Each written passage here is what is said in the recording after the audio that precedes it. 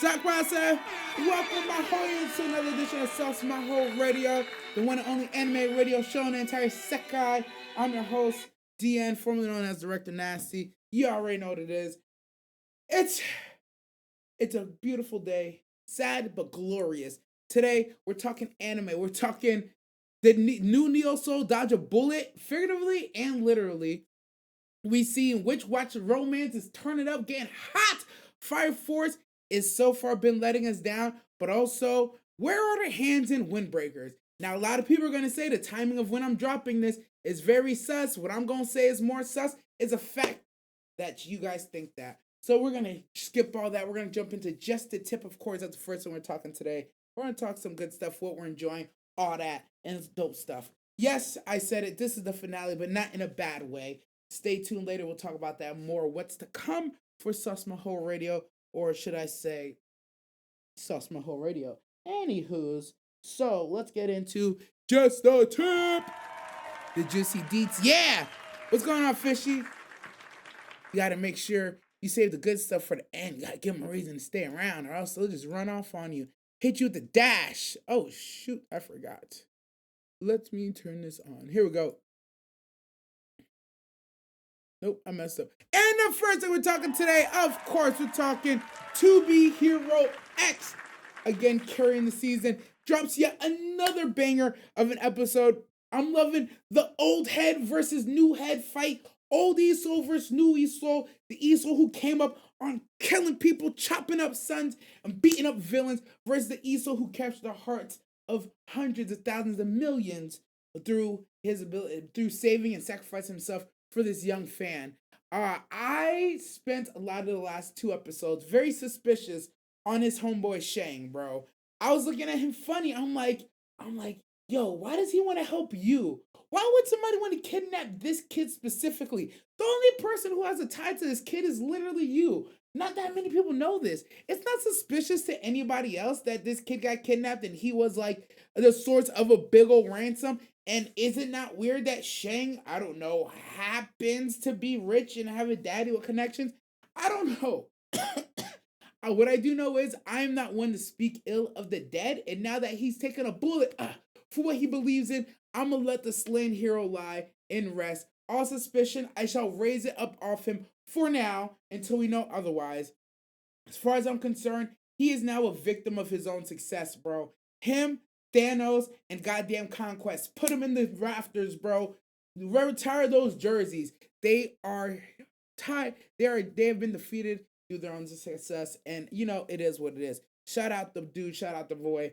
Hey man, it had to be somebody. It had to be somebody. But Yang is finding his stride as the new Esol. He's getting his trust up, trust value going to the top. People keep throwing this in his face. How do you have no trust value? I'm now realizing how big of a deal it is to have zero. But I also realize how sad and tragic it is. In this world where supposedly if you have two parents, you should have at least a two trust value. But I know what that's like to have both and none of them trust you. So I feel it. I've been there. It's not that new of a feeling. So I can identify with this man Yang. I really can, bro.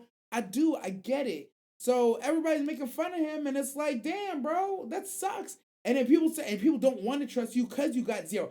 And I heard the whisper, how bad of a person do you have to be to have a zero trust value? I was like, she, I don't know, man, but I guess you're that bad actually, which kind of sucks. But I do like the idea that they did reveal that he is pulling from new Esol. New Esol is pulling from old Esol and sucking some of his fan base, and the percentage is showing to the point where the businessman tried to run up on him, bro. Hey, I ain't gonna lie, the way rich niggas fight is always interesting, man. It's always they try to discredit you in the press, then they try some legal action, and then in the legal action, they want you to apologize to them. I'm like, you want an apology, bro? After putting all this in motion? Damn. And then go figure the Enlightener comes back. I'm surprised they let his ass out of jail. But I guess it's one of those things where like he was a God's eye, and now that he's been cleansed, he's on the good team again. I don't know. But whatever it is, hey, they let him out of jail. He came through clutch. And again, who pulled that goddamn that card out the sleeve? Shang. I'm just saying, I'm not speaking to little dead. But I'm just saying, bro, he got power, man. He has power. Personally to me, it seems like old Esol doesn't give a damn about the rankings. He seems like one of those true OGs who's like, I'm here to beat villains' asses. I'm not with all this PR shit, all this extra shit. I'm gonna do what I have to do because like that's what I am. That's why he went to the press tour with the toys. He's like, yeah, 100 new toys coming out. It's commemorative, yo. Get it when you can. It is what it is. He don't give a goddamn, bro. He's like, what are villains out? Let me beat their asses. That's what he's trying to do, fam. So I don't know. I don't know if it matters to him, bro. His team's scrambling, and yeah, they did it way too much, bro. I want old Esol to show his hand. That's what's really interesting me right now in this current storyline of old Esol versus new Esol. I see what old Esol's team is doing. I don't see how old Esol is actually reacting to it. I don't see how he's taking it. I don't see him saying, like, yo, get this dude. I need to see that for myself. Because right now, as far as I'm concerned, the team is moving without his permission, without his knowledge. But I guess he just kind of lets them handle that kind of shit. This isn't really his forte or his wheelhouse. So it makes sense to me why he'd be like, okay, just do whatever. I don't really care. Or they just do stuff like this and he just has no clue. But yeah, the fact that somebody shot this dude, bro, that's kind of crazy to me, man. I don't think it's that deep, but we'll see. We'll see. But yeah, Shane, my bad, bro. Once again, I really thought you was our ops, bro. I had no faith in you. I didn't believe in you.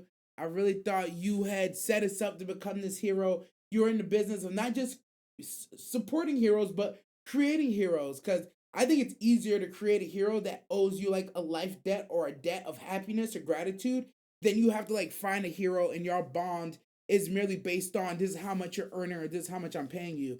It just makes sense to me to create that hero by any means necessary. And you found a route. But Shang, once again, if I'm wrong, I'm wrong. My bad, bro. I won't speak ill of the dead anymore, but I will say this. If it turns out I'm right, I'm gonna talk my shit, bro. I'm gonna keep talking my shit. Cause look, I'm just saying. Last thing I'll say. Y'all don't think it's weird? Who would want this boy? Who? Answer me that. There's not a rich family. It's not like their parents are like diplomats or something. This isn't rush hour. This was, I don't know. I don't know, man. I don't know. I'm gonna let it go though. Y'all let me know what y'all think down below. Y'all tell me if I'm tripping or not on this one. Cause I definitely feel like I don't feel like I'm tripping. I feel like I'm spitting. I feel like I'm telling the truth right now. And I don't have any proof, but I'm hoping proof comes out. Because it's fishy to me, man. It's fishy. Enlightener, my goat for the MVP clutch in court. Yo, this man really came through like Ace Attorney, bro. He's like, that's a lie. You're a fibber, and I'm gonna prove it. He came through ready to snitch, bro. Enlightener is just a glorified snitch. Can we agree on that? Like, he's funny, he's cool, but he's a glorified snitch. He be snitching, bro. He be such a hard. The GOAT is in the past, twas a prequel, RIP the dog. Boy, stop. Whatever. Whatever. It was a prequel. Oh, Enlightener is not he's not a bad guy no more. He's been enlightened. He's seen the light. Come on, get out of here. Stop. I got about 4 more of those puns, but we're not gonna go with them. We're not gonna go with the 4 more of the puns. We're just not gonna do it. We're gonna let it go there. But yeah, y'all let me know what y'all think. All right. I feel like there's a segment of the population that is with me that Shang is sus, and he might have created a hero, but also now he bit off more that he could chew, and a corporation blasted him in the brains. And as we know from Moon, they are not above blowing people's brains out. And as we know from God's Eye, they was gonna go sneak his ass too. So I'm just saying, man. I'm gonna throw my hands up and say this business not a clean business, man. There's black money in it. People say there ain't no such thing as black money. Shout out to Shawty at Legend of Blue Sea, but there is dark money, boy. There's blood money, blood diamonds, and I think he was playing in it, but I can't prove it. Anyways, the next tip we're jumping on is Gundam Jiku.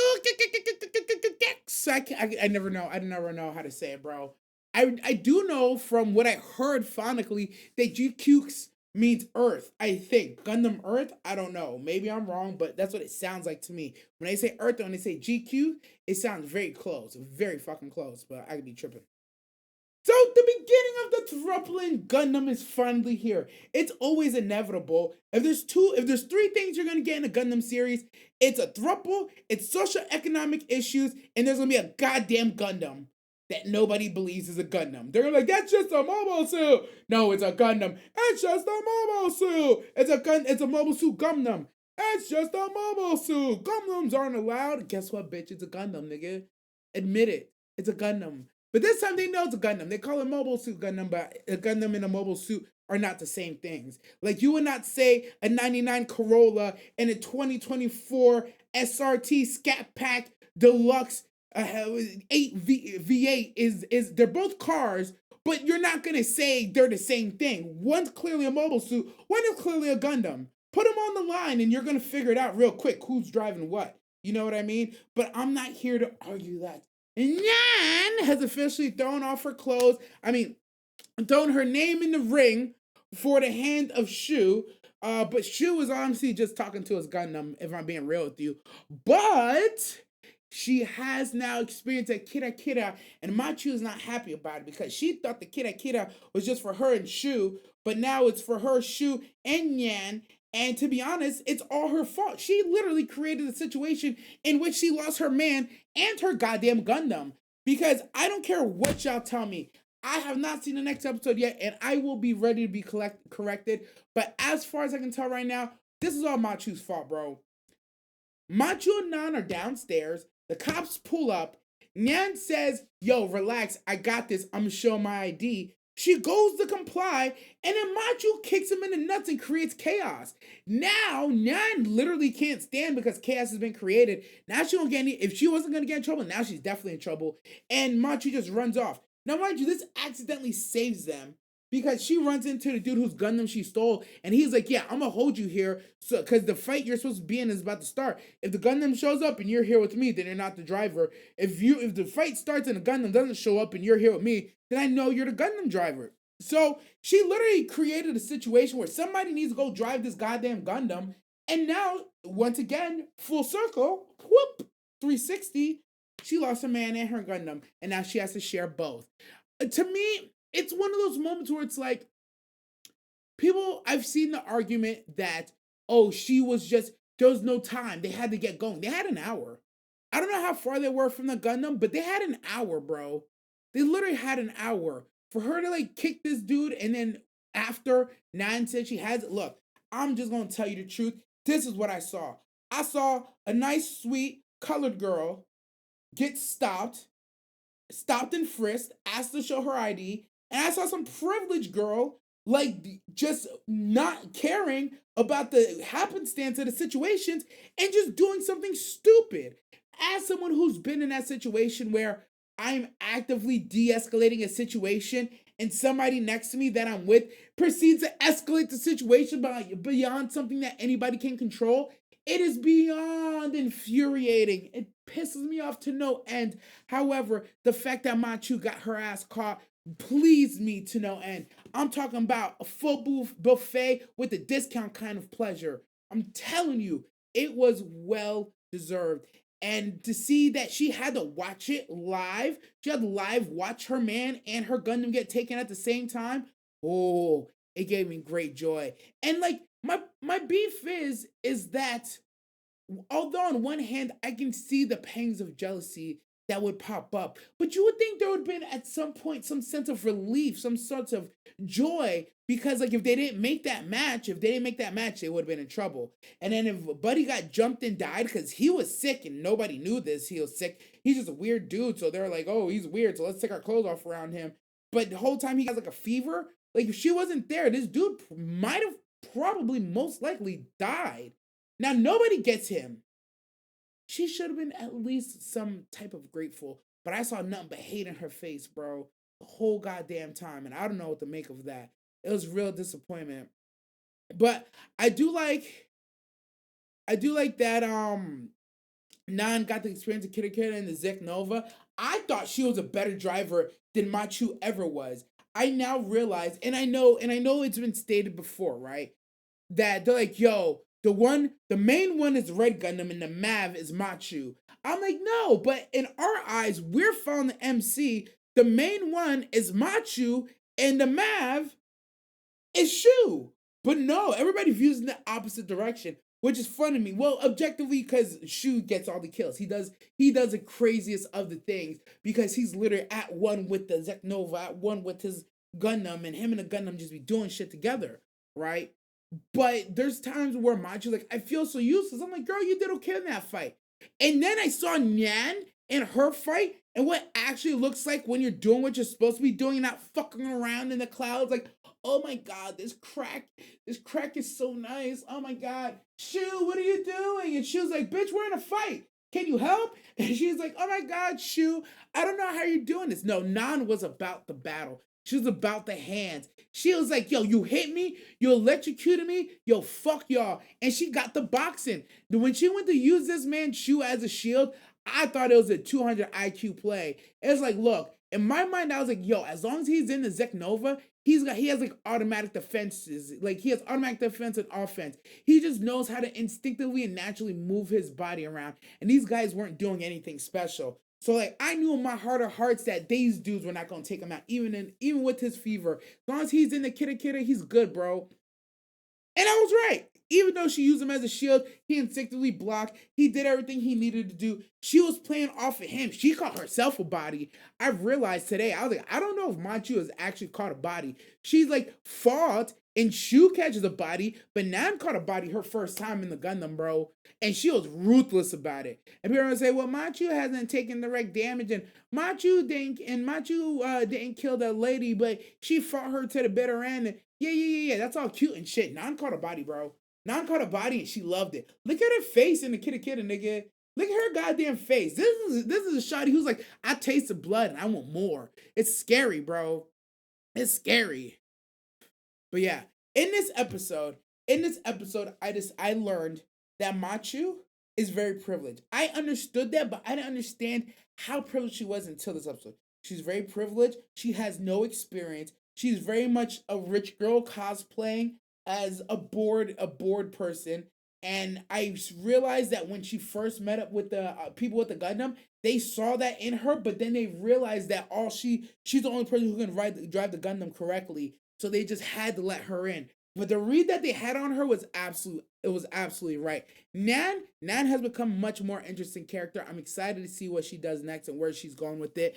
The next interaction between Nan and Machu, because we saw Nan pull up, step out the Gundam, looking real thuggin', wear her whole fit, bar for bar, shoes for shoes, socks for socks, and Machu pulled up. So the very next interaction between them is going to decide whether Machu is trash or not. How is she going to show gratitude for being able to get into the fight and now they can still continue to afford the ship and they were able to pilot the Gundam successfully and bring it back on peace? Or is she going to be an absolute fucking hater, say some mean things, and try to fuck this friendship up? We gonna see. We're gonna see. But we also need to go help this man Chew because he's also like, I don't know, dying on his last leg. So we gonna find out. Let's see what chat got to say about it. Not a goddamn thing. All right. But yeah, that's the last tip we're jumping on for today. Ooh, nope. That's the last tip we're jumping on for today. Yeah, watch Gundam GQ, bro. They're trying it with the fan service. Fan service with who? I feel like, oh, there was some fan service. The redhead. Oh, yeah, I ignored that part completely until the shoddy that works in the lab went out there. That's when I was like, oh yeah. I was like, now we're fucking cooking. Putting an adult out there. But yeah, they're trying. They're trying to click it when she was sunbathing. Yeah. The mangoes in the sunbathing. Yeah, they're trying. But like Gundam, the thing I like about Gundam is like a lot of the angles, especially in the Gundam, is kind of like they're trying to fan service it anyways. It just depends how you look at it. But no, I was completely ignoring the sunbathing part. It was like whatever, man. Somebody enjoyed it. I didn't give a goddamn for it. I better look at it, but it is. You notice that? Oh yeah. Yeah. No, Gundam fan service includes like when they're in the Gundam and they're getting shook up and like, did you know she'll get electrocuted? He's like, that back was arching crazy. Like they do shit like that. Yeah. Gundam definitely has its own fan service. It definitely has its own type of fan service. But the thing is, it's never like crazy fan service, like in your face. It's just like, oh, it's like either you see it and you appreciate it, you see it and you're like, wait, was that? And then it's over before you know it. So the guy noticed the Gundam angles, but I thought I was a weirdo for noticing. Nah, they do it on purpose. They did it on purpose. It's very purposeful. It's very purposeful. Don't ever let them lie to you. It's definitely on purpose, bro. I promise you. There's no reason for times when they're in the Gundam and they're getting hit to be like, sometimes like really shaking, their eyes look crazy. It's wild, bro. What's going on, Clan? What's happening, my boy? Tank, right? I didn't even know that was today. I didn't even know today my affiliate verse until I literally opened OBS and Twitch was like, "Hello, you've been an affiliate for 6 years now." I'm like, "Oh shit, 6 years? 6 of them? 6 of them, my bro." Is it crouch up angles too from the Gundam? Oh yeah, definitely, definitely crotch shots. Gundam crotch shots go crazy, bro. But yeah, that's the last tip we're jumping on. You let me know what do you think about Gundam GQ. Do you think Machu is gonna fall on the trash side or the good side? Non being a character, do you think she's gonna now she got a little bit of that in her nose? Do you think she's gonna keep pursuing that and want to go on more fights, more trips?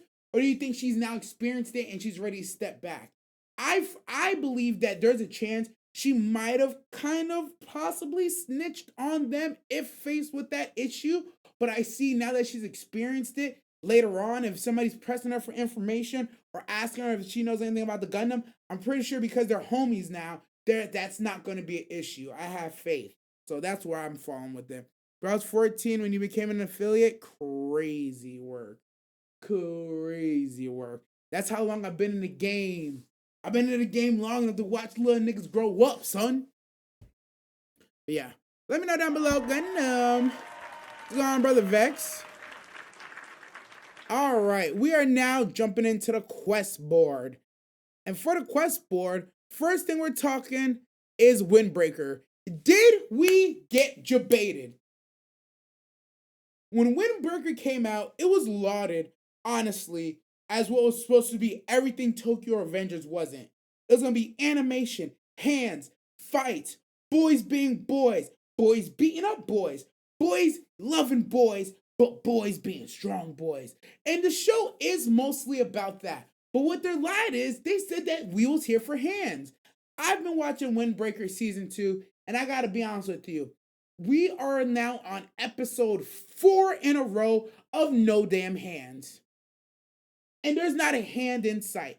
Now, some people will say, well, there has to be growth after the hands or in between the hands. You have to understand we got to set up the other characters and the world building and yeah. But like, where's that with the hands? When this anime was sold to me, and I hate to say, it was sold as this is an anime about hands. Don't get it twisted. I definitely enjoy development. I definitely enjoy growth, but I'm not getting what I came for. Maybe I'm tripping. And I'm not going to lie to you. The episodes with no hands, I can say objectively, were good episodes. The episode when Sakura gets sick, everybody has to come and help him, and he has to realize that part of growth means, yes, you can be hyper independent, but there's a moment where you need to be able to lean on the people around you, that you have to be able to show your strong side, but also your weak side. And with that, after the first fight, which was dope, the first series of fights, where he got humbled, there was an episode where he had to learn to accept that the mask that he believes he wears in front of his friends is not the mask that is actually up. He needs to understand that he can stand naked and weak in front of the boys, and the boys will still accept him for who he is. And when he went to go stand up and do that, they accepted him, laughed at him, yelled at him for not realizing that he was already in the gang. Growth. It's beautiful. It looks good, right? But where is the hands, bro? I feel like it lacks a certain depth and element when there's no hands involved. I like the character growth, but we're getting character growth and progression and world building, but it's not leading anywhere.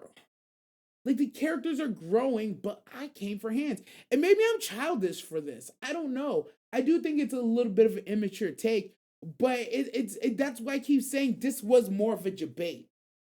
I would be fine and understood, and if I've known, like if season 1 was more kind of like this, I would have been better prepared.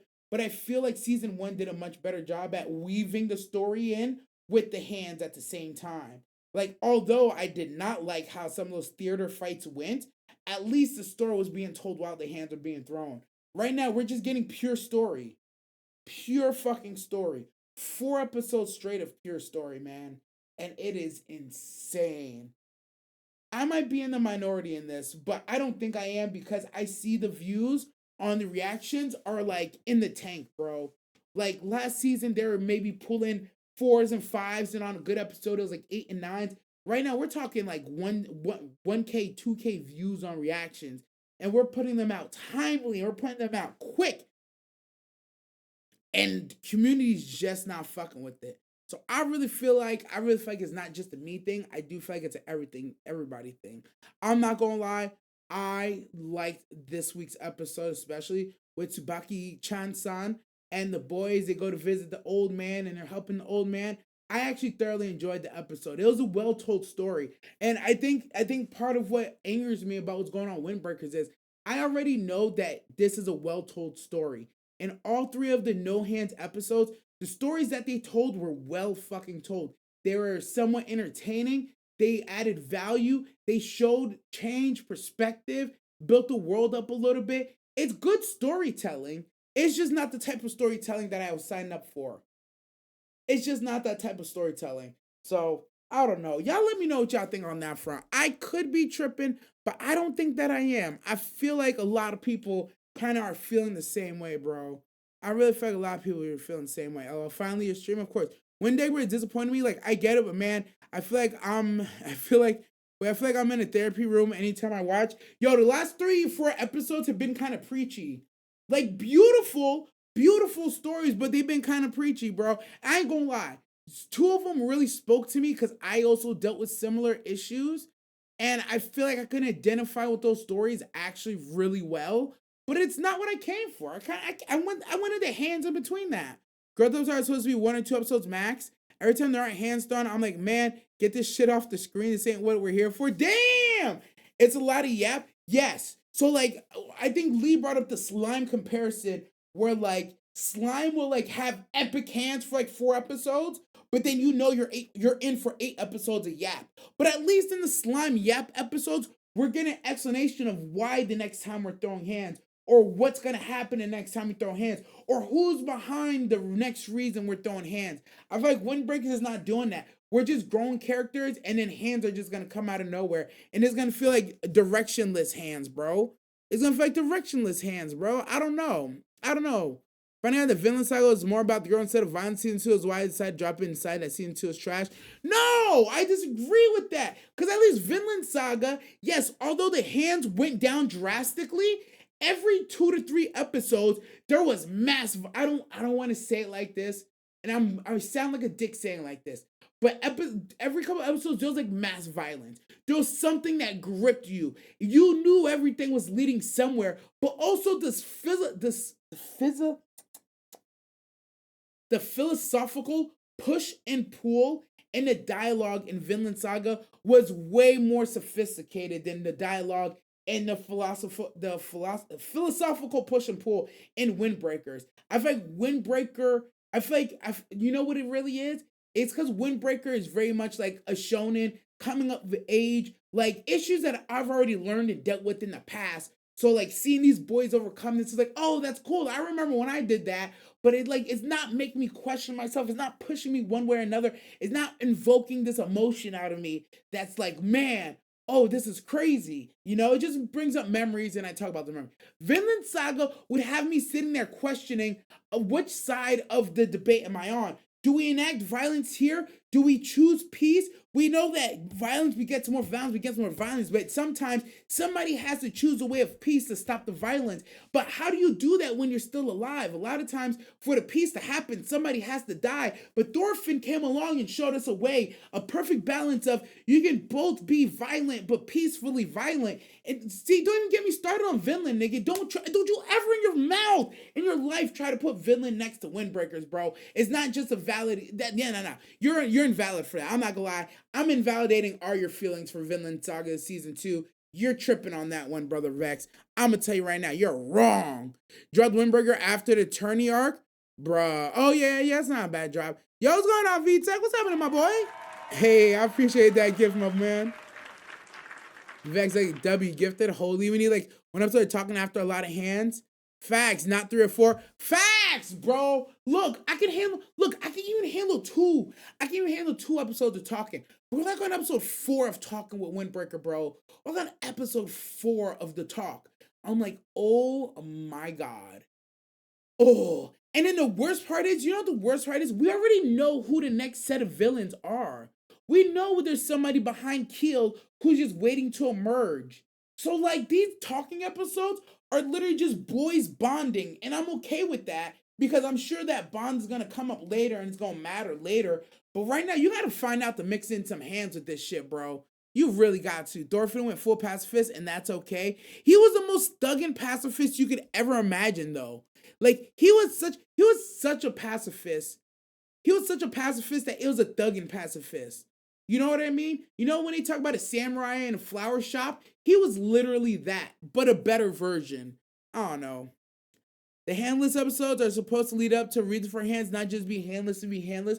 Yo, that I can agree with. That I can agree with 100%, because that's my sentiment. That's my sentiment. We already know who the bad guys coming up are. The bad guys behind Keel. We already know this. So we're just getting a bunch of character growth, which is going to be good in the long run.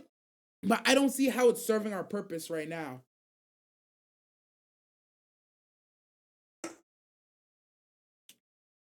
Am I alright choosing to a villain saga just see my mind will change? Bruh. If your mind doesn't change, hey, skill issue. It is what it is. But season 2 of Villain Saga, chef kiss. Chef kiss. Chef kiss. But you gotta know you're in it for this philosophy.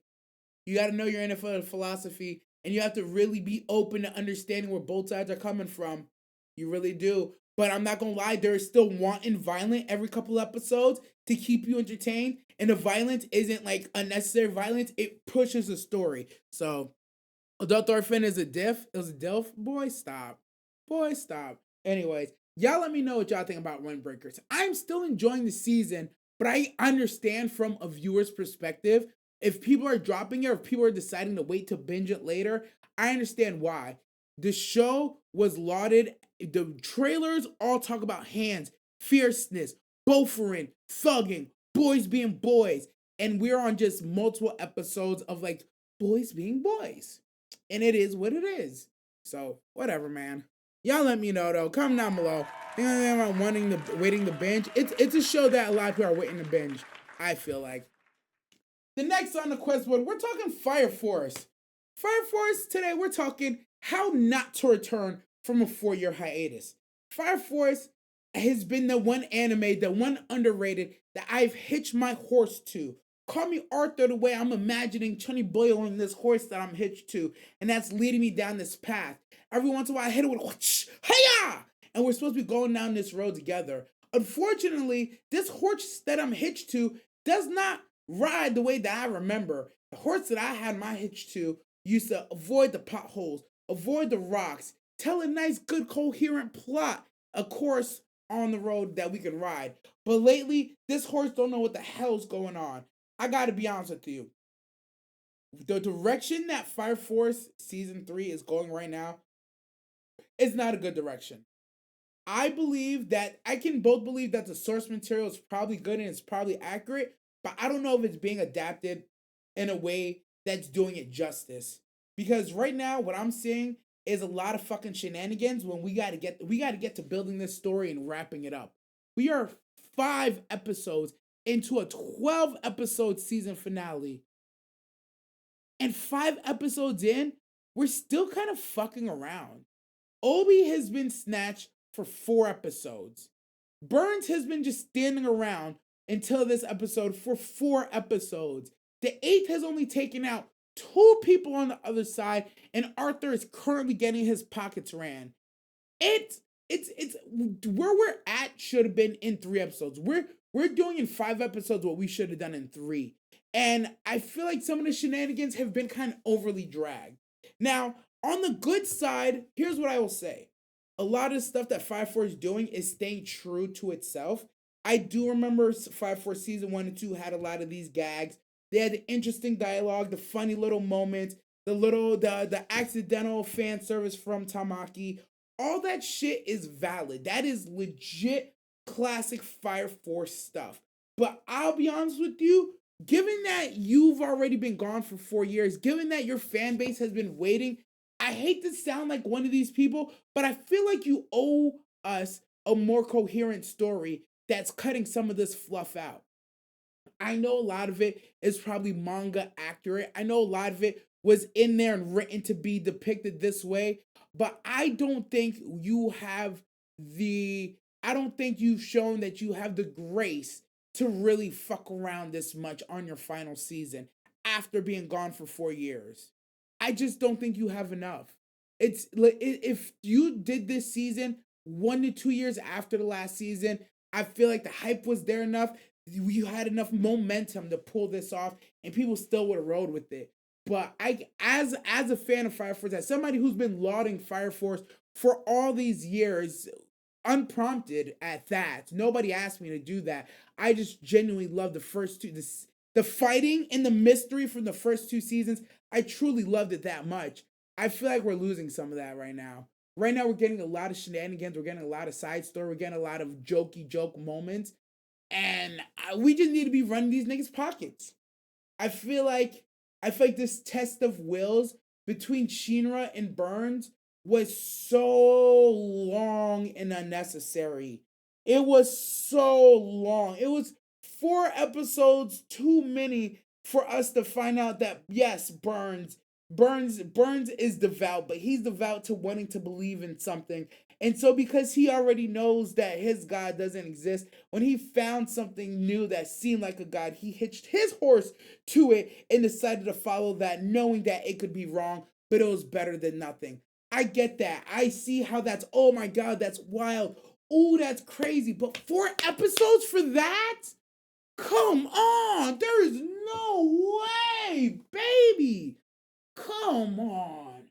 But yeah, look, like I said, as somebody who's been lauding Fire Force, I just gotta be honest. My heart is broken. I'm sunk. I'm hurt, bro. I'm devastated. Cause now I got niggas looking at me funny. Like, yo, I started watching Fire Force because DN said watch Fire Force. This season sucks. I'm like, it doesn't suck. It's just that what you get here, you would expect it to like really pick. The first episode I thought was good. Second episode, I was like, oh yay. The next 3, I'm like, yo, we're really spending 3 episodes fighting gold. We're really spending 3 episodes, and 2 of them with Burns, and 2 of them he's just standing there aura farming. We're not like the philosophical fight that they ended up having. They could have done that in 1 episode. It really should have been done in 1 episode. And I know they're trying to drag out the tension of Captain Obi becoming an Inferno. And then the way that they save it is like this off the wall bullshit where it's like, yeah, that's classic Fire Force. But at the same time, it's like, nah, come on. Yeah, come on, man. Yes, that's funny, but keep that gag short. Keep it short. Like, I'm sitting here, I'm like, why is nobody gone to help this nigga? Why is he still having the flex to keep the firebugs off of him? Nobody can get over there. And the only explanation that I've come up with is, oh, Burns is going into stage 4 and 5, so nobody can approach him because the air in the area is way too hot. I'm like, y'all niggas got guns and shit. Somebody shoot a fucking firebug for my dog. Help me. Help this nigga. Oh my God. But yeah, Fire Force has definitely disappointed me, bro. I defended it for 4 years. I've been telling niggas to watch Fire Force for 4 years, and it's come back with 5 or 6 episodes out right now. 2 of them are good. The other 3 or 4, I'm like, why the fuck are we still here? The only saving grace is my homeboy Benny Maru just pulled up with the fire brooms of death from above, and he's about to rain down hell on all these hoes and show them that Moon Mask is about to put some work in them cheeks. So we're just gonna call him Eminem for short.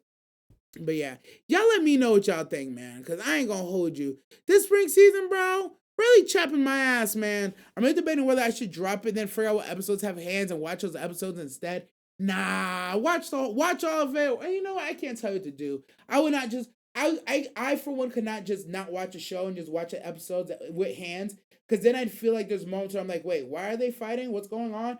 Why is this person here? Who's this guy? Why is this development here? I'd rather you just wait for the whole thing, binge watch all of it if that's the case. And my last show that have been from this season, Fire Force is not exempt. They are not exempt. I am fair. I am just. I will always speak what the truth is as much as I can on my own platforms. And I'm here to tell you, me and Fire Force, nah, we done broke up, bro. We don't go together no more. We don't go together no more. I will know. I realized after this last episode, I can no longer openly defend Fire Force. I can't put my name on that one. Got to take my name off of that one, bro. Got to backtrack. Hard body. I'm not done with season 2 of Fire Force, but I do care about spoilers. It's looking bleak. Finish season 2, but then just chill. Just chill for a bit. This is the Ayo home stretch. What's going on, Psycho? This is the Ayo home stretch. What do you mean by the Ayo home stretch? I might watch Ranma 1.5. Yeah, watch Ranma. Ranma's good. Yo, VTech with a second one. I appreciate that, my boy. The burn the streamer, yep, felt like Jehovah's Witness argument at my door. Bro, I'm not gonna lie, that's actually what it felt like. It actually, like, it was such a nonsense bullshit conversation. It's the classic. My beef is they did a trope.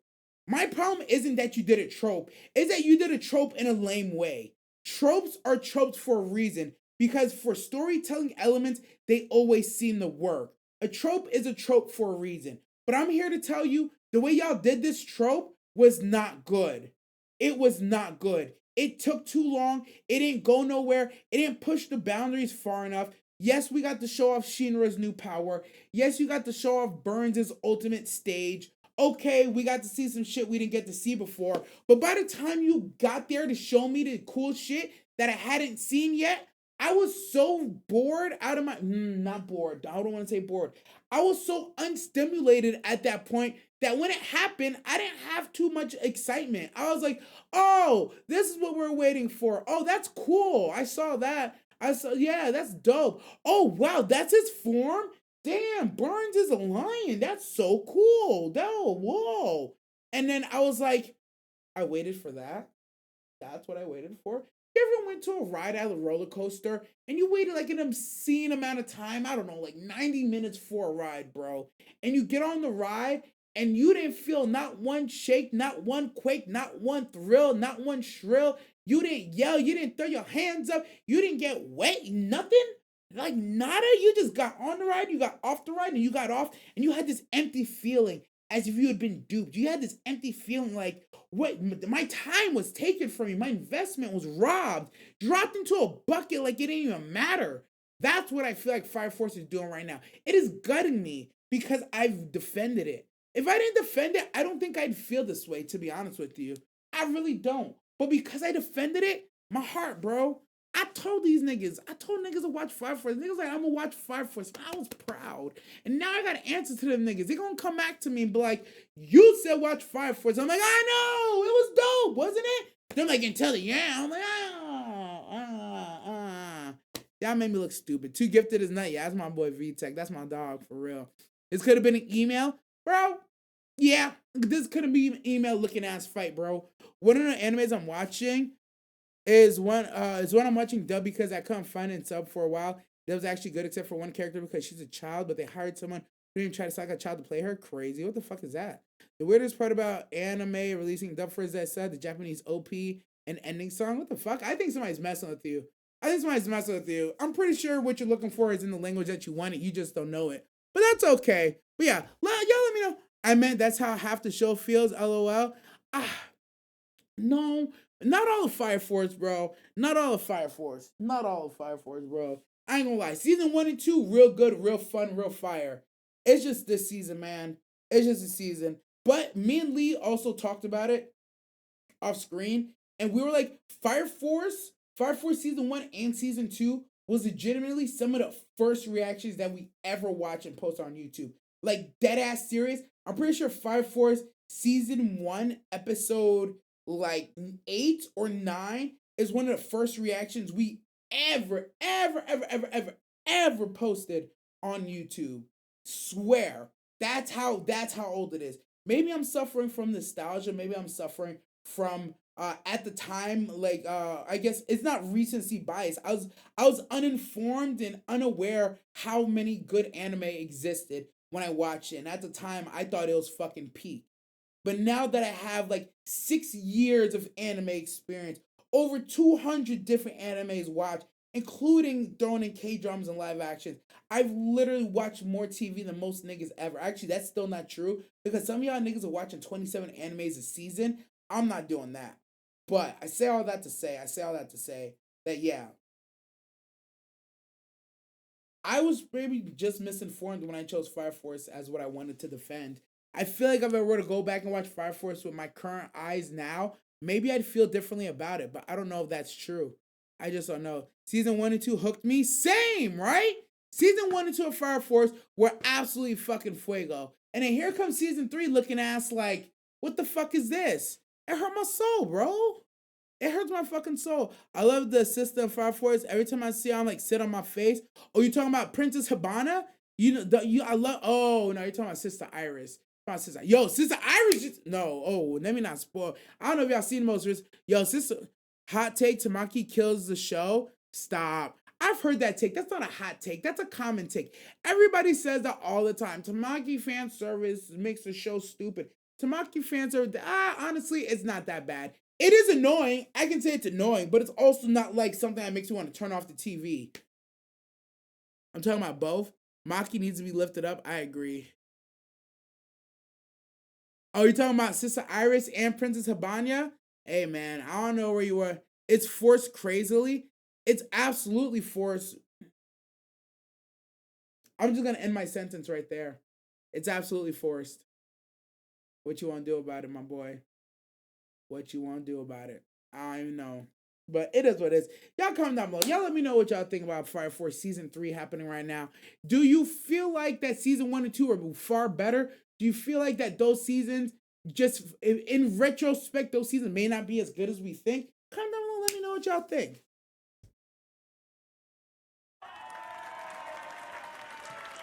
Okay. We're about to get. Oh, Lord, we're about to get. VTech, I hope you've been good. I hope you had a good Mother's Day with the fam, my boy.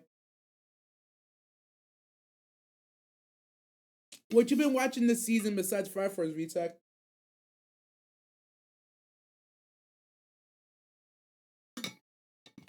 No, but that ass, I'm well aware that the Tamaki fan service is forced.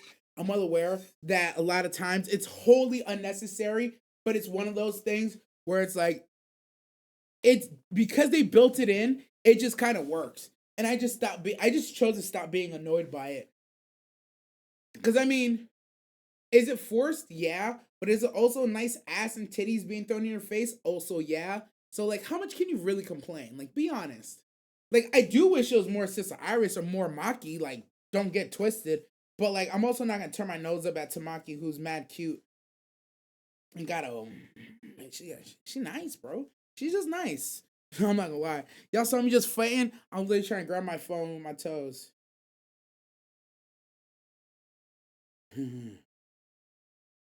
Whoa! Whoa!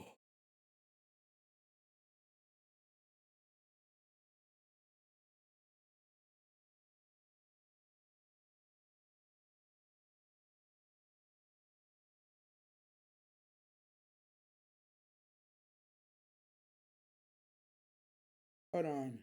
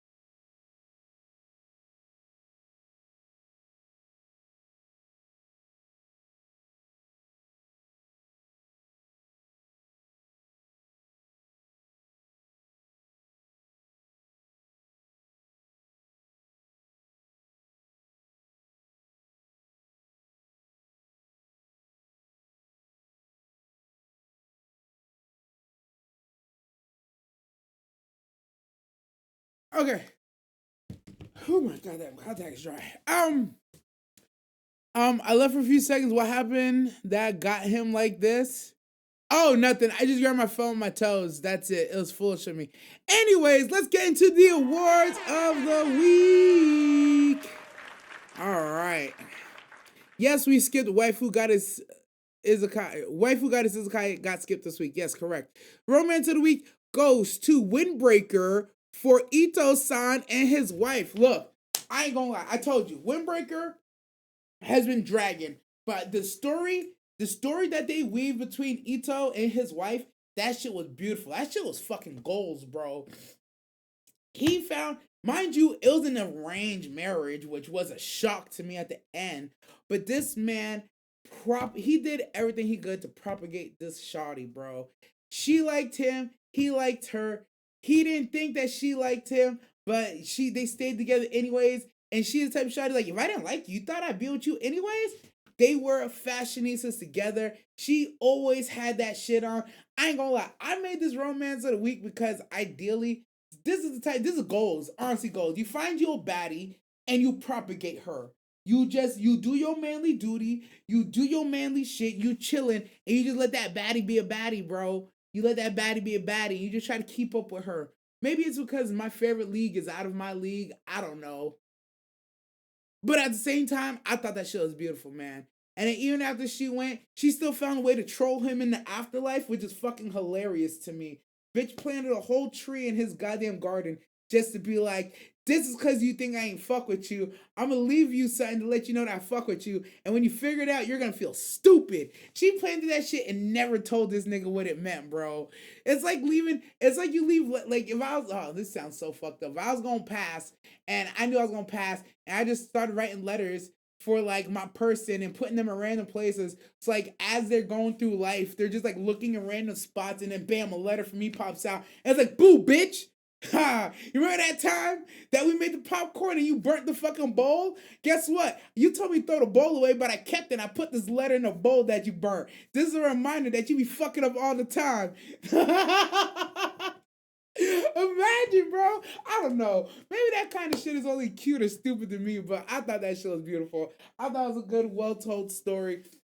That shit tickled me, man. And it's also one of those things like I also grew up having like second and third sets of parents who like at times when like where I was originally wasn't always like supportive or the safest, they gave me a nice refuge where I could just chill out, be myself, play games, just honestly be a kid. Because a lot of times at home, I couldn't be a kid. I had to be like a second parent or a third. I had to be like a third parent. I had to be authoritarian. I had to be a fucking maid. I had to do a bunch of shit. But when outside of my house, at my second and third parents' houses, I was literally just chilling, bro. I was allowed to just be myself and just do nothing. So this story really spoke to me. But the romance between Ito and his wife, yo, that baddie, that badass Basan, sign me up. Give me one of those. Put me in, coach. But yeah, that's the romance of the week. And I know what y'all gonna say. You chose this for romance of the week when there was a Witch Watch episode that came out? Yup. Yes, I did. Because I ain't gonna lie, bro. This granny, bro, every fit they put her in, she literally had that shit on. She had that shit on. And you knew she had that shit on. I don't know how, as an animator or how, as an artist, you decide to draw fit on a character when you just know that fit's fucking immaculate. Bro, every fit they put her in was fucking chef kiss. I'm not even fashionista. Like, I'm alright at fashion. I do okay for myself. I'm probably elementary, like a fifth grade level fashionista if we're looking at like through a graduate program, right? Maybe like seventh grade fashionista. I'm very low on the totem pole, but better than most of y'all niggas if I'm being real, right? Some of y'all niggas in pre-K still matching dark, still matching light, putting on all light colors. You got to throw in a dark there somewhere. You need the contrast. Anyways, today's not a fashion lesson. Today's not a fashion lesson. Ito-san and his wife, she always had that shit on, bro. She had that shit on. There ain't even waifus in this season. It's utterly atrocious. Dead. I watched RRR for the first 2 days ago. It's absolute peak cinema. You mean the Indian movie RRR? It's actually wow. Spring 25 marked for disappointment. Yikes. Can Boy Girl Relationship Last is so ass right now. I've heard that one is pure rage bait. I like rage bait at times, but it depends on the kind of rage bait. If we're talking like domestic girlfriend rage bait, yeah, sign me up, bro. We're talking scum's wish rage bait, yeah, sign me up. We're talking like too many losing heroines rage bait, ah, ah. You're goddamn right, Dad. Rion hard carrying. I don't hate Hamari, but it's getting sus. Hamari's pissing me off. Oh, they on. But anyways, that's romance of the week. Shout out to Windbreaker. Shout out to Ito-san. Shout out to Bachan. She bad. Next award of the week we got is funniest moment. And we're giving this on the Witch Watch, ironically, because it is a rom-com. Don't you ever forget it. It's rom and com. Two for one special, bitch. Don't you ever forget it. So romance, Witch Watch is coming up, nothing but romance this week. But they happen to slip in some motherfucking funny. Right now, Nico is currently doing everything she can to get Moi's attention, bro. And interesting enough, we know that Moi views her as special, but never in a girlfriend type way. But we know Nico is horny for this man, and she wants to be seen as a woman. And so she decides she's going to go out of her way to seem like a woman today. And she said, I am going to do my best Marilyn Monroe impression, and I'm going to let somebody blow some wind up my skirt. So she goes, gets my homie, the Tengu homie, my boy Khan, and she's like, yo, hit me with some wind, bro. Hit me with some wind when he walks by. We gonna make sure he sees me. I ain't gonna hold you. At first, I'm looking at her. I'm like, honestly, hit her with the wind. It's looking real good, looking real fine. But then problem with Nico is whenever it comes to using magic, a little bit of magic is never enough for her. She wants the whole shebang. She's like, yo, this man is still not looking at me as a woman. Yo, hit me with more wind. So now she has a fucking Uzumaki type spiral coming around her, starts sucking things in like she's Frank Ocean, tornado in her room, made a mess. Now she got to teach her papers, flying all the shawty's bra sizes, ass sizes, and weights to the fucking four corners of the goddamn courtyard. Everybody's worried. Oh my God, they're gonna know I wear a 38, 22, 38, and I'm thick as fuck. Crazy, bitch. That sucks. But here come my man Moi, snatching all them goddamn papers out the sky. And then on top of that, now he increased his respect and his popularity. Now all the hoes on his dick, and now Nico got more competition. This is one of those moments where it's like, damn, girl, if you just were straightforward, you wouldn't have to play yourself. But now that you done played yourself, look at ya. Look at ya. Now all the hoes is on the radar. I thought this episode was hilarious because there's multiple moments where we watched Nico just kind of fumble trying to become a woman in front of Moi's eyes. To the point where we get to the end of the episode, and now she's getting jumped by a bunch of boys because they want her to make bracelets for them. And now she's trying to get away and gets tiny and gets her ass swept up into the air because of her own goddamn spiral from earlier. And now she's about to die. And then we get this beautiful moment where this nigga, this thugging ass motherfucker comes through and catches her real sweetly. And she falls even deeper. But we objectively know now, he wants her too. He just views her in a different way. And we just got to tweak his vision just a little bit so he could look at her a little better. I know he wants her, but right now it's more about protection. And we're not talking about Trojans than it is about getting in there. I forgive him. What's going on? OG? I don't watch Witch Watch and don't plan on ever watching, so I don't care about spoilers. Damn, you're missing out. Witch Watch is actually the rom-com. If I'm being real with you, Witch Watch is a rom-com of the season right now. Outside of Rage Bait, it's actually funny. The romance is building, and it's not building like you would think. In it's a real unorthodox way of building an outlook on the boy-girl relationship. It is going through its classic trope of stoic man klutz girl, but it's also capable klutz versus stoic super strong OP. So it's a real good. I hate romance series. You're missing out, bro. Some of the best anime is romance anime. I don't know what to tell you. But if that's the case, I guess you don't want to be cultured. Don't be cultured. It's all good. That's your decision. But yeah, shout out Witch Watch. Funny as shit this week. Next is where we're jumping into Hands of the Week. We talking Hands of the Week. My man Koichi, bro.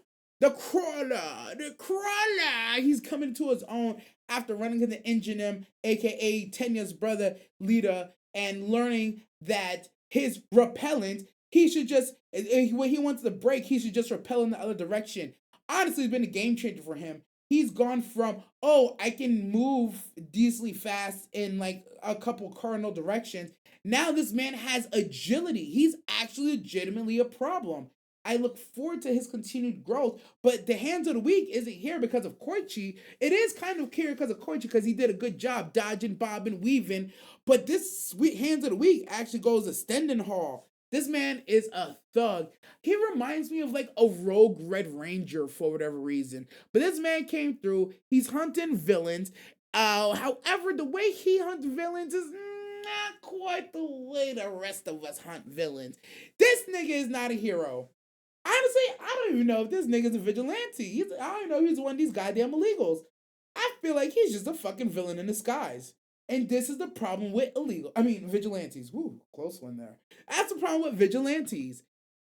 They aren't working under any banner, so it's hard to hold them accountable for when they do things wrong or bad things. I.e., in this case, I feel like this villain that we're fighting in this episode that Coach was bobbing and weaving, is he a bad guy? Yes. But is he a bad guy? No. When the cops are coming, he ran off. To me, that's somebody who's kind of bitch made. If you're a real villain, the cops are coming, you gonna stand, you gonna box. These cops ain't gonna stop you. This man tried to run off, which means he's scared, which means that he's trying to get out of there. This man Stendenhall, though, he said, not on my watch, bitch.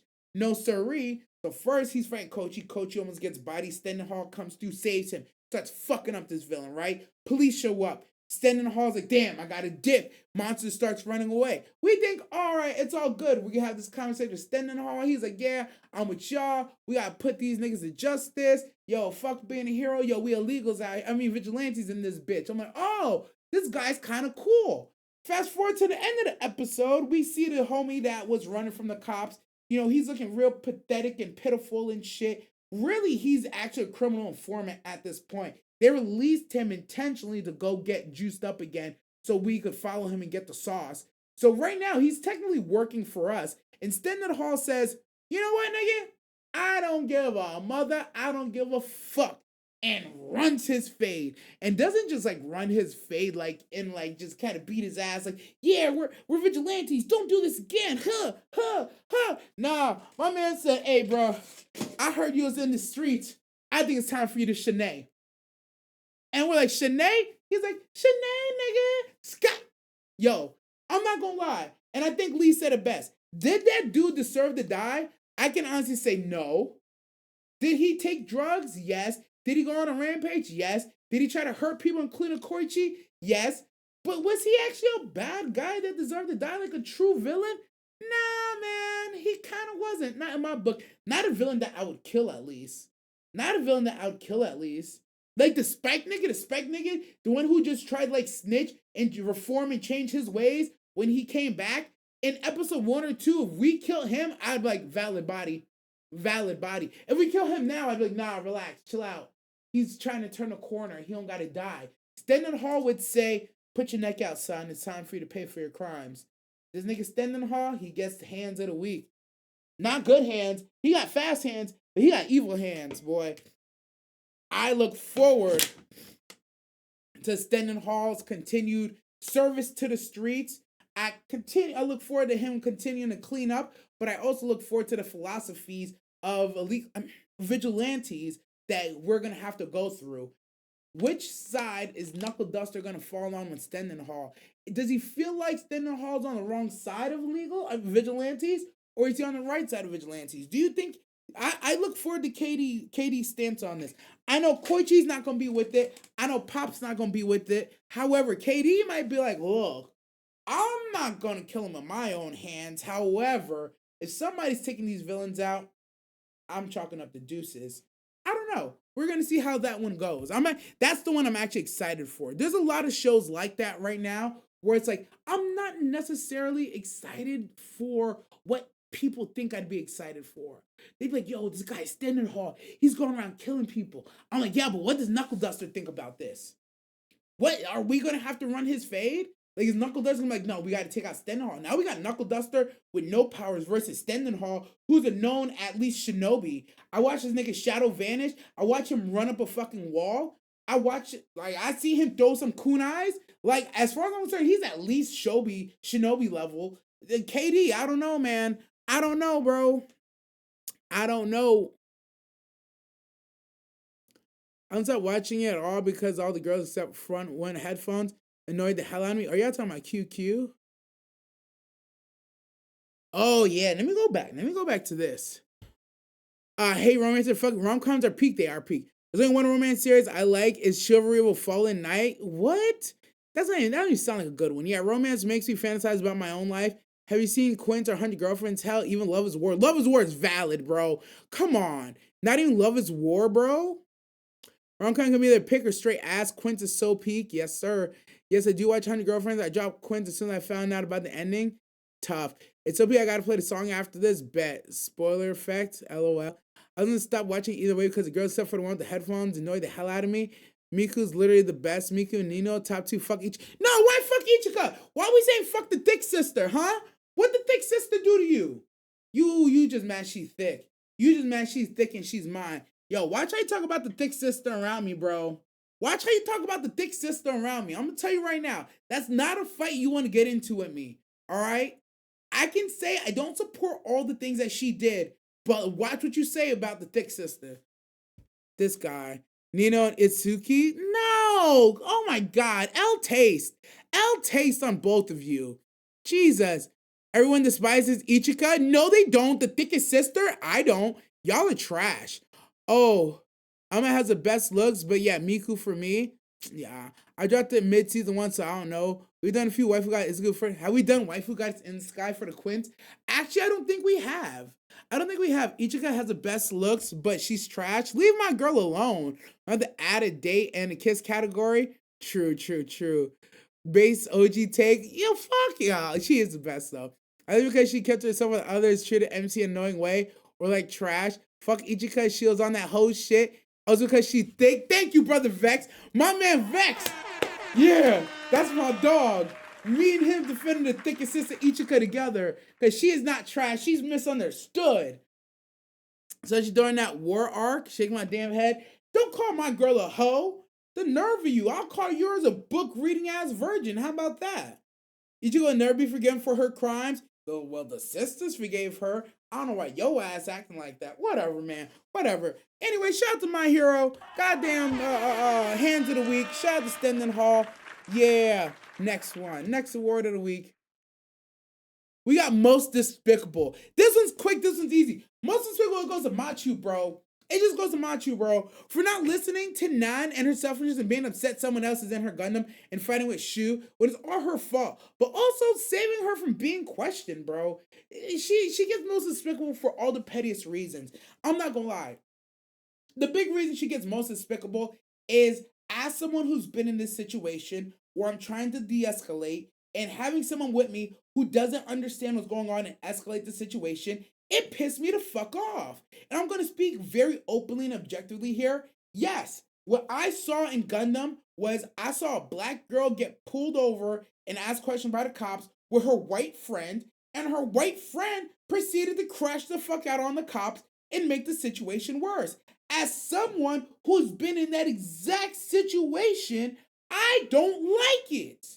You could have ended everybody's life that night. I'm getting too personal. You could have ended everybody's. She could have ended everything right then and there with that action. Like, yes, we don't know if Nan would have been able to de-escalate. We don't know if her ID was valid. We don't know if they would have gotten away. We don't know how long they would have been held in question for. There's a lot of things that we don't know. I just know that her kicking the cop and forcing them to run after she was told, mind you, nobody talked to her. The police did not stop her. She probably could have kept walking. She stopped because Nan stopped walking.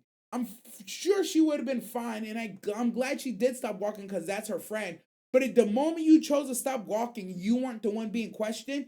You follow the lead of the person that they're talking to. I feel like she had no reason, no business doing any of the shit that she did, and she made the situation 10 times worse. But it ended up working out in her favor still, mind you. But I need to see what kind of reaction she's gonna have to Nan's face. Are they still friends? Is she still gonna treat her the same way she's been treating her? Or is she now gonna hit her with the side eyes, with mistrust and all this shit? I don't know, but yeah, right now, Machu gets most despicable. Also, she gets most despicable because at the beginning of this episode, it's been like 1 day since she watched that lady get murdered right in front of her, like leaving her husband and her kid alive back on Earth by Shu in a fight against her, and she's outside sunbathing, worried about does Shu think she's useless or if Shu likes her or not, and not like reflecting on the fact that a human being died in your fucking face. Maybe I'm being too hard on the girl. I don't think I'm being too hard. I just think I'm saying what I feel in my heart. So I'm gonna let that one go. But anyway, shout out Nan for being cool. But Machu, she is tripping on this one, bro. She's tripping on this one.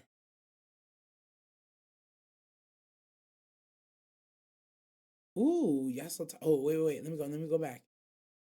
Ichika never been Lamau. What Ichika do? Don't worry about what she did. Don't worry about what Ichika did, bro. Don't worry about it, sweetheart. You wasn't there, so you don't get to ask now. The lowest shit ever seen is vouching for yourself in the form of your other sis, bro. Stop. Did she strip just about one of her sisters sabotage him? Yep, Zuck. Honey girlfriend's definitely gonna have a harm ending. It's not what? What? What?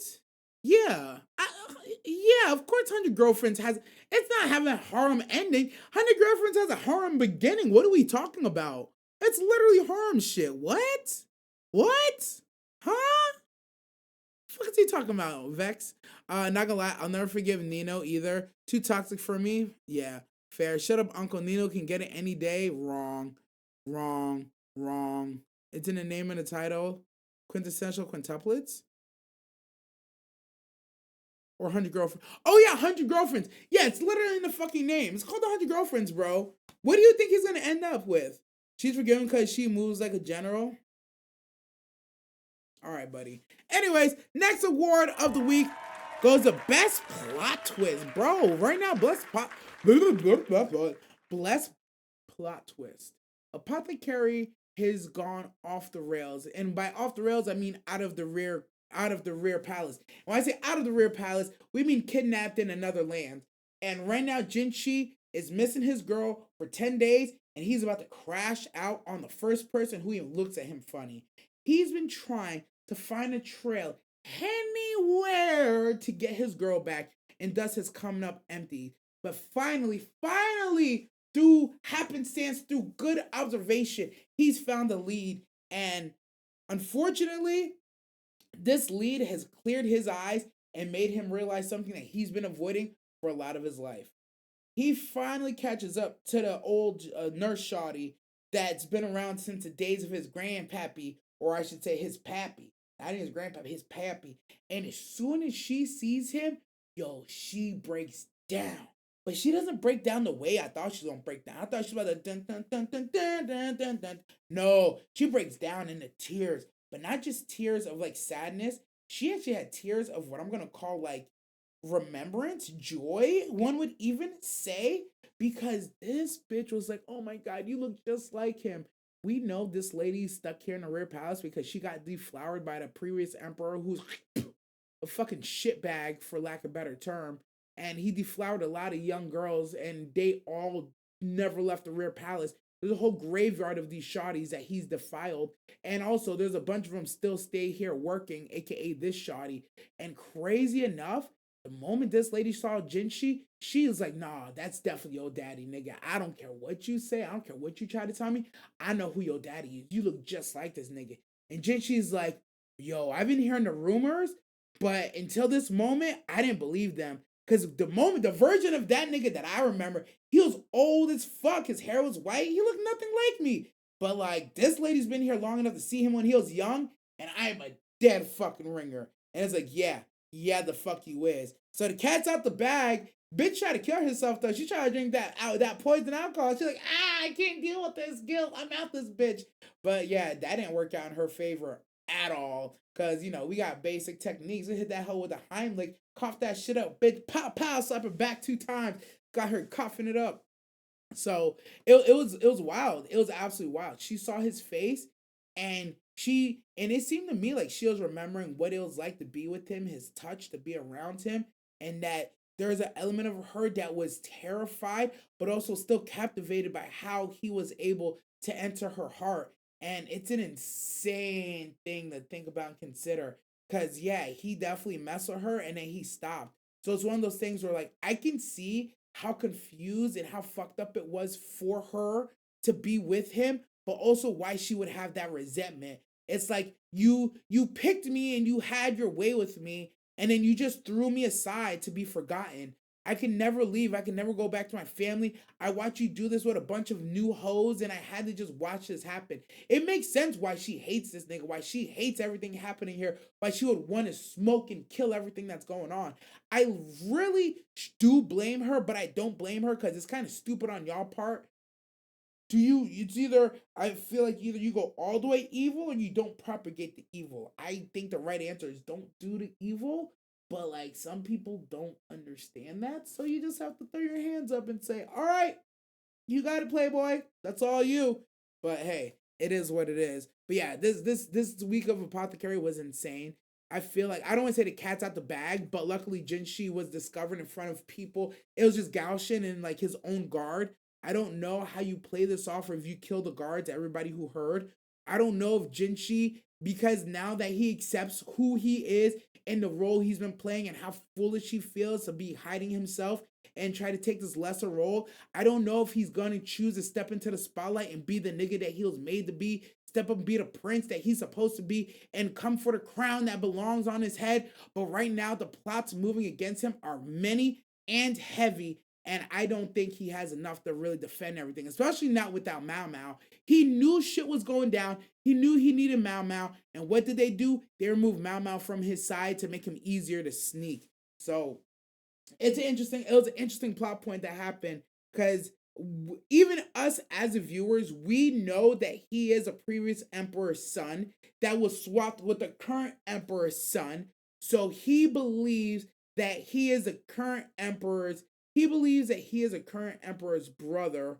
Or no, he believes he's so everybody believes that he's a current emperor's son, but he's actually the current emperor's brother, and thus he is next in line for the crown no matter what. That makes sense. I don't know if that made sense. I think I just lost myself. But we're gonna excuse it. Whatever. Long story short, this nigga need to step up and do what the fuck he need to do and stop playing around. Cause I love that the lady, my favorite line that the lady said, she's like, why the fuck is the crown prince of this country cosplaying in the rear palace as a fucking eunuch? She's like, you don't make no fucking sense. And he's like, bitch, you are so right now. I don't make no goddamn sense. It's absolutely hilarious. I look forward to the nonsense. This scene right here, where he starts crashing out on the shawties and he figures out that Lulan is not here. This shit was hot, bro. Seeing Jinchi actually just be himself is mad fucking thuggin'. The version that he plays as a eunuch is actually scary because in this episode we got to see him switch between his regular Ottawa self and him playing as Jinchi. And I see the contrast that even though he talks mad sweet, there's a lot of authority in how he carries himself. He is not the typical man where it's like, yo, when he gets serious, you're gonna be scared. And if he's acting all sweet and nice, you should also be fucking scared. He's a terrifying man to be around. I ain't gonna hold you. I almost feel bad for these hoes. These hoes don't even know what they was getting into. They thought he was hot shit. But here we go.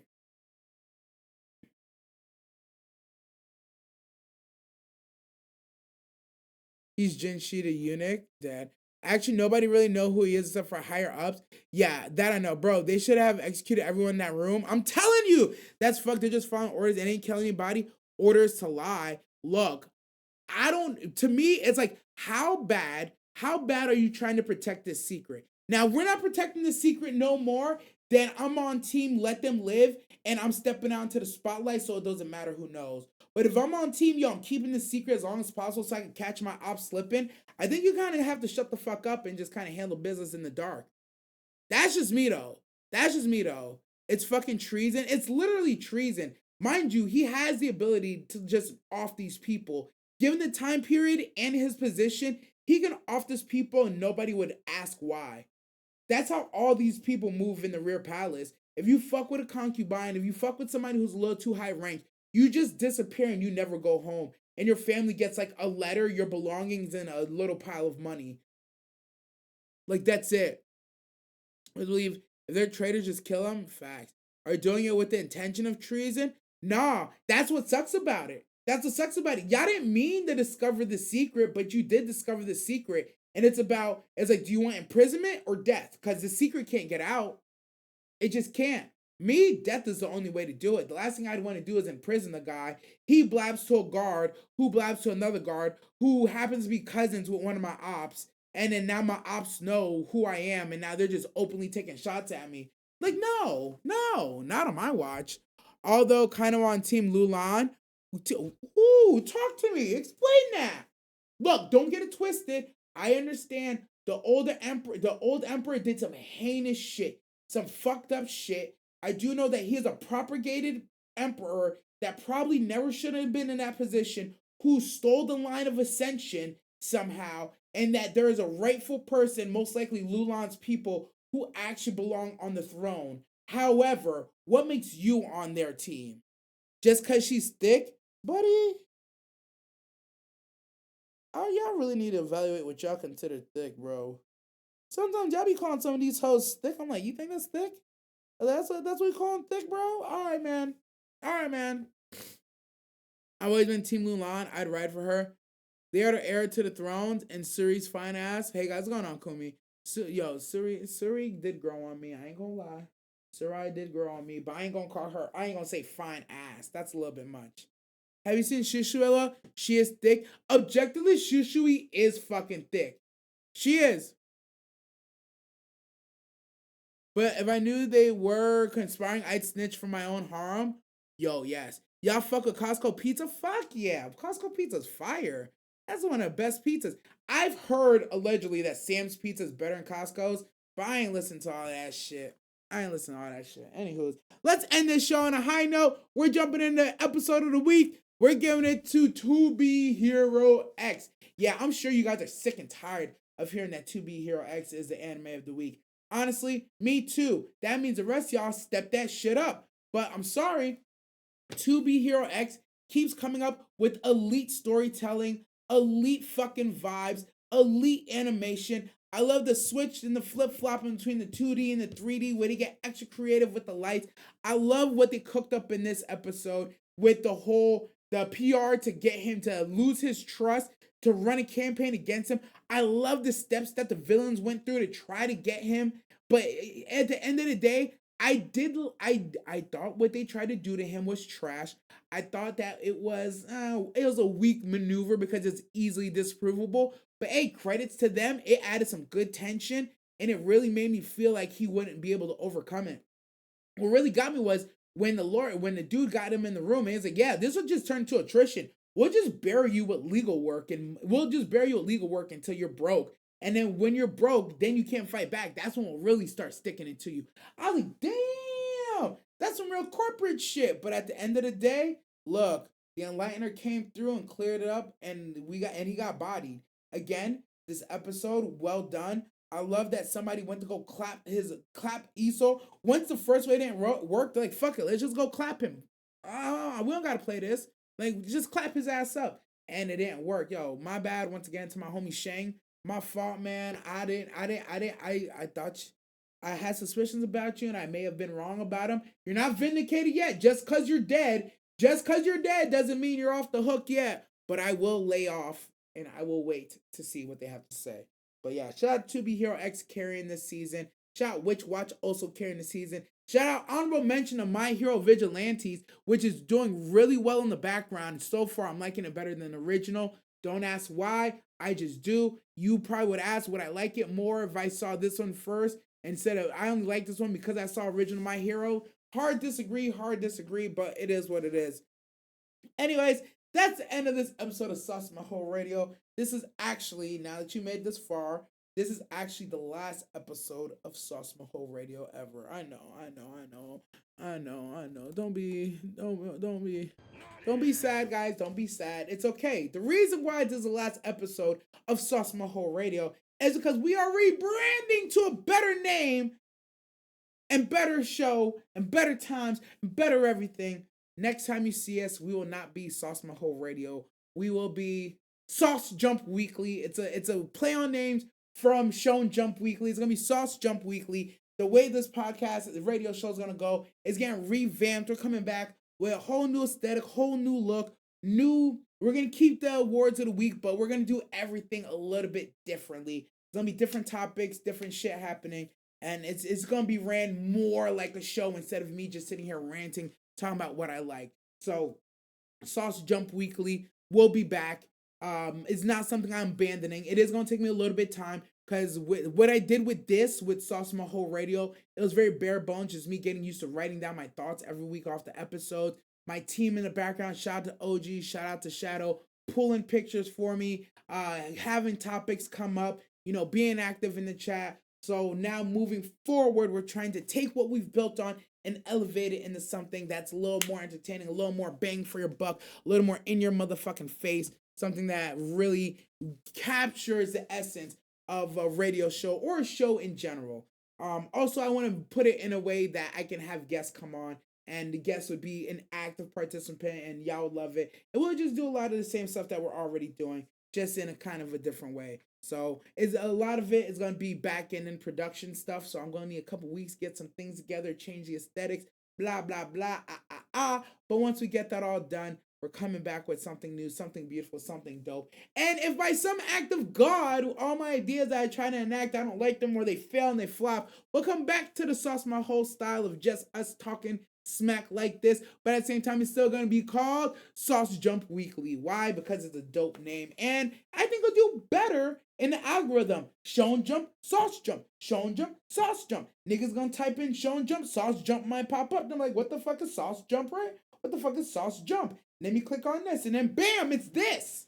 It'd be fire. I don't know. Maybe I'm tripping. Oh wow, we love it. I appreciate Sauce Jump. Gosh, that puss near your legs keeps scaring me. Bro, how do you think I feel when I'm in the middle of a game and I just feel a fucking paw touch the top of my big toe? I'm like, yeah! That's why I be yelling at her. Jesus. But yeah, with that being said, yes, again, this is the finale of Sauce Maho Radio. You'll never hear, well, actually, you might still hear me refer Sauce Maho, but we're coming back at Sauce Jump Weekly. I'm excited for the rebrand.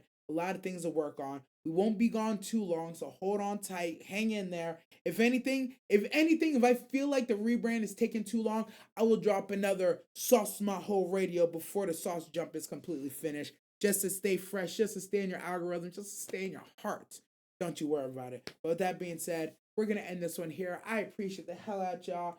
Make sure if you're watching on YouTube or on Spotify, you comment down below all the things I told you to do. Make sure you come visit us on Crash Out King DN on Twitch. Hit the goddamn Sauce My Whole Radio channel and the Clip channel. And hit DN the Yapper channel so you can see it all cut up, the highlights. All that. I'm your man behind the cam. Remember, if you got the sauce, share the sauce. We'll see you when it's Sauce Jump Weekly. Have a good one, y'all.